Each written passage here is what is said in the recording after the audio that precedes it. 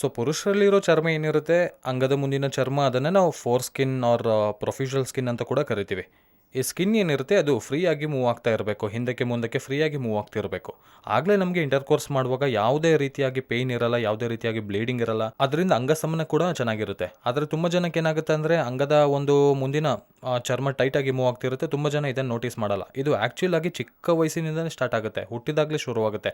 ಹುಟ್ಟಿದಾಗಲೇ ನಮ್ಗೆ ಅಟ್ಯಾಚ್ಮೆಂಟ್ಸ್ ಇರುತ್ತೆ. Attachments break ಮಾಡ್ತಾ ನಾವು ಡೈಲಿ ಸ್ನಾನ ಮಾಡುವಾಗ ಗ್ರ್ಯಾಂಡ್ ಪೇರೆಂಟ್ಸ್ ಆಗಿರ್ಬೋದು, ಪೇರೆಂಟ್ಸ್ ಆಗಿರ್ಬೋದು, ಹಿಂದೆ ಕೇಳೋದು ಸ್ನಾನ ಮಾಡಿಸ್ಬೇಕು. ಯಾವಾಗ ಅವರು ಮಾಡೋದಕ್ಕೆ ಫೇಲ್ಯೂರ್ ಆಗ್ತಾರೋ, ಯಾವಾಗ ಮಾಡದೆ ಅವರು ನೆಗ್ಲೆಕ್ಟ್ ಮಾಡ್ತಾರೋ, ಅದು ಏಜ್ ಬೆಳೀತಿದ್ದಂಗೆ ಅಟ್ಯಾಚ್ಮೆಂಟ್ಸ್ ಹಾಗೆ ಉಳ್ಕೊಂಡು ಸ್ಲೋ ಆಗಿ ಹಿಂದಕ್ಕೆ ಬರದೆ ಉಳಿದೋಗುತ್ತೆ.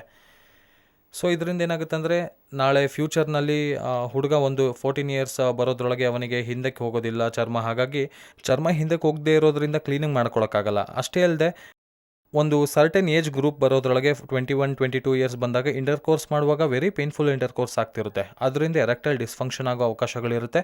ಅಷ್ಟೇ ಅಲ್ಲದೆ ಕೆಲವರಿಗೆ ಬ್ಲೀಡಿಂಗ್ ಆಗೋ ಅವಕಾಶ ಕೂಡ ಇರುತ್ತೆ. ಕೆಲವರಿಗೆ ಪೇನ್ಫುಲ್ ಇಂಟರ್ಕೋರ್ಸ್ ಆಗುತ್ತೆ. ಇದರಿಂದ ಅಂಗಸ್ತಂಭನದಲ್ಲಿ ಒಂದು ಲೋಪ ಅನ್ನೋದು ಸ್ಟಾರ್ಟ್ ಆಗುತ್ತೆ. ಡಿಪ್ರೆಷನ್ಗೆ ಕೂಡ ಗುರಿ ಆಗ್ತಾ ಇರ್ತಾರೆ. ಆದರೆ ಇವೆಲ್ಲದಕ್ಕೂ ಮುಖ್ಯ ಕಾರಣ ಏನು ಅನ್ನೋದಾದರೆ, ಪುರುಷರಲ್ಲಿ ಮೇಯ್ನಾಗಿ ಡಯಾಬಿಟಿಸ್ ಅನ್ನೋದು, ಈ ಶುಗರ್ ವೇರಿ ಆಗೋದು ಮೇಯ್ನ್ ಇದೆಲ್ಲದಕ್ಕೂ ಕಾರಣ ಆಗಿರುತ್ತೆ.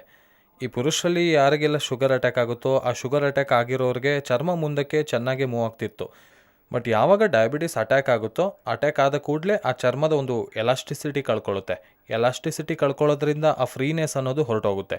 ಅಂದರೆ ಮುಂದಕ್ಕೆ ಹಿಂದಕ್ಕೆ ಜರುಗೋದಿಲ್ಲ, ಟೈಟಾಗಿ ಜರುಗುತ್ತೆ. ಕೆಲವ್ರಿಗೆ ಪೇಯ್ನ್ಫುಲ್ ಆಗಿ ಜರುಗುತ್ತೆ, ಕೆಲವ್ರಿಗೆ ಸ್ವಲ್ಪ ದೂರನೇ ಬರುತ್ತೆ, ಪೂರ್ತಿ ದೂರ ಬರಲ್ಲ, ಹಾರ್ಡಾಗಿ ಮೂವ್ ಆಗುತ್ತೆ. ಅಷ್ಟೇ ಅಲ್ಲದೆ ಕೆಲವ್ರಿಗೆ ಹೆಚ್ಚು ಬಲವಂತವಾಗಿ ಮೂವ್ ಮಾಡೋಕ್ಕೆ ಪ್ರಯತ್ನ ಮಾಡಿದ್ರೆ ಅಲ್ಲಲ್ಲಿ ಕ್ರ್ಯಾಕ್ಸ್ ಫಾರ್ಮ್ ಆಗುತ್ತೆ, ಆಗೋಗುತ್ತೆ. ಅಂದರೆ ಸೀಳ್ಕೊಂಡಂಗೆ ಅಷ್ಟೇ ಅಲ್ಲದೆ ಪೇಯ್ನ್ಫುಲ್ ಆಗಿರುತ್ತೆ, ವಿಪರೀತವಾದ ಪೇಯ್ನ್ ಬರುತ್ತೆ. ಆ ಏರಿಯಾನಲ್ಲಿ ನಾವು ಸರಿಯಾಗಿ ಗಮನಿಸಿದ್ರೆ ಸ್ವಲ್ಪ ಕಲರ್ ಚೇಂಜ್ ಕೂಡ ಆಗ್ತಿರುತ್ತೆ, ರೆಡ್ಡಿಶ್ ಆಗೋಗೋದು, ಚರ್ಮ ಒಣಗೋಗೋದು ನೋಡ್ತಾ ಇರ್ತೀವಿ. ಇದು ಹೇಗೆ ಇದ್ದರೆ ಅವರು ಸರಿಯಾಗಿ ಕ್ಲೀನ್ ಮಾಡ್ಕೊಳಕ್ಕಾಗಲ್ವೋ, ಒಳಗಿರೋ ಸ್ಮೆಗ್ಮಾ ಅನ್ನೋದು ಏನಿದೆಯೋ, ನಮಗೆ ಚರ್ಮದ ಮೇಲೆ ಹೇಗೆ ನಮಗೆ ಬೆವರು ಬರುತ್ತೋ ಹಾಗೆ ಒಳಗೆ ಸ್ಮೆಗ್ಮಾ ಅನ್ನೋದು ಒಂದು ವೈಟ್ ಕಲರ್ನಲ್ಲಿ ಫಾರ್ಮ್ ಆಗ್ತಿರುತ್ತೆ. ಅದನ್ನೇ ನಾವು ದಿನಕ್ಕೂ ಕ್ಲೀನ್ ಮಾಡ್ಕೊಳ್ಳಿಲ್ಲ ಅಂದರೆ ಅದು ಮೆಲ್ಲಗೆ ಜಿಗಟ್ ರೀತಿಯಾಗಿ ಹೊರಗೆ ಬರೋದ್ರಿಂದ ಫೌಲ್ ಸ್ಮೆಲ್ ಬರೋದು, ಒಂದು ರೀತಿಯಾದ ವಾಸನೆ ಬರೋದು, ನವೆ ಆಗೋದು, ಈ ಥರದ್ದೆಲ್ಲ ನೋಡ್ತಾ ಇರ್ತೀವಿ. ಇದನ್ನೇ ನಾವು ಬೆಲನಿಟಿಸ್ ಅಂತ ಕರಿತೀವಿ. ಈ ಬೆಲನಿಟಿಸ್ ಅಂದರೆ ಏನಂದರೆ ಸ್ಕಿನ್ನ ಒಂದು ಲಕ್ಷಣಗಳು. ಈ ಫೋರ್ ಸ್ಕಿನ್ನ ಲಕ್ಷಣಗಳು ಏನಿರುತ್ತೆ ಅಂದರೆ, ನಾನು ಹೇಳ್ದಂಗೆ ಕಲರ್ ಬದಲಾಗುತ್ತೆ, ಸೀಳ್ಕೊಳುತ್ತಿರುತ್ತೆ, ಕೆಂಪಗಾಗುತ್ತೆ, ಚರ್ಮ ಒಣಗುತ್ತೆ, ಇವೆಲ್ಲ ಲಕ್ಷಣಗಳು ನೋಡ್ತಿದ್ರೆ ನಾವು ಇದನ್ನು ಬೆಲನಿಟಿಸ್ ಅಂತ ಈಸಿಯಾಗಿ ಕರಿಬೋದು. ಈ ಬೆಲನಿಟಿಸ್ನ ನಾವು ಹಾಗೆ ಬಿಟ್ಬಿಟ್ರೆ ಏನಾಗುತ್ತೆ ಅಂದರೆ, ಸ್ಲೋ ಆಗಿ ಬೆಲನಿಟಿಸ್ ಅನ್ನೋದು ಅಂಗಕ್ಕೂ ಕೂಡ ಬರುತ್ತೆ, ಅಟ್ಯಾಕ್ ಆಗೋದಕ್ಕೆ ಸ್ಟಾರ್ಟ್ ಆಗುತ್ತೆ. ಆ ಅಟ್ಯಾಚ್ಮೆಂಟ್ ಆಗುತ್ತೆ ಅಂದರೆ ಸ್ಕಿನ್ ಅನ್ನೋದು ಸ್ಲೋ ಆಗಿ ಅಂಗದ ಒಂದು ಚರ್ಮದಿಂದ ಅಂಗದ ಒಂದು ಮೇಯ್ನ್ ಪಾರ್ಟ್ ಮೇಲೂ ಅಂಟ್ಕೊಳ್ಳೋಕ್ಕೆ ಗ್ಲ್ಯಾನ್ಸ್ ಅಂತೀವಿ ಅದನ್ನು. ಆ ಗ್ಲ್ಯಾನ್ಸ್ ಮೇಲೆ ಕೂಡ ಅಂಟ್ಕೊಳ್ಳೋಕೆ ಸ್ಟಾರ್ಟ್ ಆಗುತ್ತೆ. ಇದನ್ನೇ ಬೆಲನೋಪಾಸಿಟಿಸ್ ಅಂತೀವಿ. ಹೀಗೆ ಬೆಲನೋಪಾಸಿಟಿಸ್ ಏನಾದರೂ ಇದ್ದರೆ ಸರ್ಜರಿ ಟಫ್ ಆಗುತ್ತೆ. ಹಾಗಾಗಿ ಯಾರಿಗಾದರೂ ಡಯಾಬಿಟಿಸ್ ಇದ್ದರೆ, ಈಗ ಲೇಟೆಸ್ಟ್ ಪ್ರೋಟೋಕಾಲ್ ಏನಂದರೆ, ಪುರುಷರಲ್ಲಿ ಡಯಾಬಿಟಿಸ್ ಬಂದಿದ್ದರೆ ಇಮಿಡಿಯೇಟಾಗಿ ಅವರು ಸರ್ಕಮ್ಸಿಷನ್ ಮಾಡಿಸ್ಕೋಬೇಕು. ಅದರಿಂದ ಈ ಕಾಂಪ್ಲಿಕೇಶನ್ಸ್ನ ನಾವು ಅವಾಯ್ಡ್ ಮಾಡ್ಕೋಬೇಕು. ಹಾಗಾಗಿ ಸರ್ಜರಿ ಆಪ್ಷನ್ಸ್ ಏನಿದೆ, ಅಥವಾ ಮೆಡಿಕಲ್ಸ್ನಲ್ಲಿ ಏನಾದರೂ ಆಪ್ಷನ್ಸ್ ಇದೆಯಾ ಅಂದರೆ, ಯಾವುದೇ ರೀತಿಯ ಔಷಧಿಗಳು ಜಸ್ಟ್ ಶಾರ್ಟ್ ಟೈಮ್ಗೆ ಉಪಯೋಗಕ್ಕೆ ಬರುತ್ತಾ, ಲಾಂಗ್ ಟೈಮ್ ಉಪಯೋಗಕ್ಕೆ ಬರಲ್ಲ. ಅದು ಒಂದೊಂದೆಲ್ಲ ಆ್ಯಂಟಿಬಯೋಟಿಕ್ ಬಳಸೋದು, ಕ್ಯಾಂಡಿಡ್ ಕ್ರೀಮ್ ಬಳಸೋದು, ಇಂಥರದ್ದೆಲ್ಲ ಮಾಡೋದ್ರಿಂದ ಸ್ವಲ್ಪ ಮಟ್ಟಿಗೆ ಕಂಪ್ಲೀಟ್ ಬರುತ್ತೆ. ಬಟ್ ಯಾವಾಗ ಕ್ರ್ಯಾಕ್ಸ್ ಫಾರ್ಮ್ ಆಗುತ್ತೆ, ಆ ಕ್ರ್ಯಾಕ್ಸ್ ಹೀಲ್ ಆದಾಗೆಲ್ಲ ಚರ್ಮ ಸ್ವಲ್ಪ ಹತ್ತಿರಕ್ಕೆ ಬರೋದು ತಿಳಿಯುತ್ತೆ. ಅಂದರೆ ಮುಂಚೆ ಚರ್ಮ ಸುಲಭವಾಗಿ ಫ್ರೀಯಾಗಿ ಮೂವ್ ಆಗ್ತಿತ್ತು. ಡಯಾಬಿಟಿಸ್ ಅಟ್ಯಾಕ್ ಆಗೋವರೆಗೂ ಆ ಕ್ರ್ಯಾಕ್ಸ್ ಬರೋದ್ರಿಂದ ಚರ್ಮ ಏನಾಗಿತ್ತು, ಟೈಟ್ ಆಗೋದ್ರಿಂದ ಹಿಂದಕ್ಕೆ ಬರೋದಿಲ್ಲ. ಸೊ ಇಂಥವ್ರಿಗೆಲ್ಲ 100% ಸರ್ಜರಿ ಒಂದೇ ಆಪ್ಷನ್ ಆಗಿರುತ್ತೆ. ಈ ಸರ್ಜರಿ ನಮ್ಮ ಟ್ರೀಟ್ಮೆಂಟ್ ರೇಂಜ್ ಹಾಸ್ಪಿಟಲ್ನಲ್ಲಿ ಮಾಡುವ ಮೆಥಡ್ ಹೆಸರು KSR ಸ್ಟೇಪ್ಲರ್ ಸರ್ಕಮ್ಸಿಷನ್ ಸರ್ಜರಿ. ಇದರಲ್ಲಿ ಏನಾಗುತ್ತೆ ಅಂದರೆ, ಆ ಮುಂದೆ ಇರುವ ಚರ್ಮ ಏನಿರುತ್ತೆ, ಆ ಚರ್ಮನ ಒಂದು ಮಿಷಿನ್, ಒಂದು ಸ್ಟೇಪ್ಲರ್ ಅನ್ನೋ ಒಂದು ಪರಿಕರ ಬಳಸಿ ಮಾಡಬೇಕಾಗುತ್ತೆ. ಆ ಪರಿಕರ ಅನ್ನೋವಂಥದ್ದು ಸ್ಟೇಪ್ಲರ್ ಏನಿರುತ್ತೆ, ಈ ಸ್ಟೇಪ್ಲರ್ ಕಂಪ್ಲೀಟ್ ಡಿಸ್ಪೋಸಬಲ್ ಸ್ಟೇಪ್ಲರ್ ಆಗಿರುತ್ತೆ. ಅಂದರೆ ಒಂದು ಪೇಷಂಟ್ಗೆ ಒಂದು ಸತಿ ಮಾತ್ರ ಯೂಸ್ ಮಾಡ್ತೀವಿ. ಇದರಿಂದ ಏನಾಗುತ್ತೆ ಅಂದರೆ ಯಾವುದೇ ರೀತಿ ಕ್ರಾಸ್ ಇನ್ಫೆಕ್ಷನ್ ಇರಲ್ಲ, ಝೀರೋ ಕ್ರಾಸ್ ಇನ್ಫೆಕ್ಷನ್. ಅಷ್ಟೇ ಅಲ್ಲದೆ ಸೈಡ್ ಎಫೆಕ್ಟ್ಸ್ ಕೂಡ ಝೀರೋ ಸೈಡ್ ಎಫೆಕ್ಟ್ಸ್.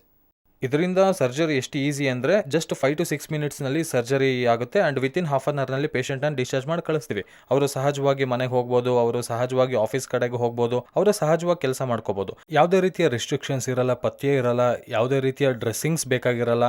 ಇದರಲ್ಲಿರೋ ಅಡ್ವಾಂಟೇಜಸ್ ಏನಂದರೆ, ಯಾವುದೇ ರೀತಿ ಬ್ಲೀಡಿಂಗ್ ಬರಲ್ಲ, ಯಾವುದೇ ರೀತಿ ಊತ ಬರಲ್ಲ, ಯಾವುದೇ ರೀತಿ ಪೇಯ್ನ್ ಇರಲ್ಲ ಮೇಯ್ನಾಗಿ. ಸೊ ಇದು ತುಂಬ ಸಿಂಪಲ್ ಸರ್ಜರಿ. ಇದರಲ್ಲಿ ಯಾವುದೇ ರೀತಿಯಾದ ಸೈಡ್ ಎಫೆಕ್ಟ್ಸ್ ಆಗಲ್ಲ. ಆ್ಯಂಡ್ ಪೇಷಂಟ್ ಇಮಿಡಿಯೇಟಾಗಿ ಡಿಸ್ಚಾರ್ಜ್ ಆಗೋದ್ರಿಂದ ಇದು ಕಂಪ್ಲೀಟ್ ಡೇ ಕೇರ್ ಸರ್ಜರಿ ಕೆಳಗೆ ನಾವು ಇದನ್ನು ಮಾಡಿಸ್ಕೋಬೋದು. ಸೊ ಇದರಲ್ಲಿ ಮಾಡಬಾರ್ದು ಅನ್ನೋ ಕೆಲಸಗಳೇನೆಂದರೆ, ಖಚಿತವಾಗಿ 2 ಮಾಡಬಾರ್ದು. ಒಂದು ಅಂಗಸ್ತಂಭನ ಆಗ್ದಂಗೆ ನೋಡ್ಕೋಬೇಕು. ಅರ್ಲಿ ಮಾರ್ನಿಂಗ್ ಎರೆಕ್ಷನ್ಸ್ ಆಗದೆ ಇರೋ ಹಾಗೆ ನಾವು ಅವಾಯ್ಡ್ ಮಾಡ್ತಾ ಇರಬೇಕು. ಅರ್ಲಿ ಮಾರ್ನಿಂಗ್ ಎದ್ದು ಅತ್ತಿತ್ತ ತಿರುಗಾಡೋದು ಈ ಥರದ್ದೆಲ್ಲ ಮಾಡ್ತಿರಬೇಕು. ಆ್ಯಂಡ್ ಮುಖ್ಯವಾಗಿ ಎರಡನೇ ವಿಷಯ ಏನಂದರೆ ಯಾವುದೇ ಪರಿಸ್ಥಿತಿಯಲ್ಲೂ ಇಂಟರ್ ಕೋರ್ಸ್ ಮಾಡಬಾರ್ದು. ಅಟ್ಲೀಸ್ಟ್ 1 ಮಂತ್ವರೆಗೂ ಇಂಟರ್ ಕೋರ್ಸ್ ಅವಾಯ್ಡ್ ಮಾಡಬೇಕು.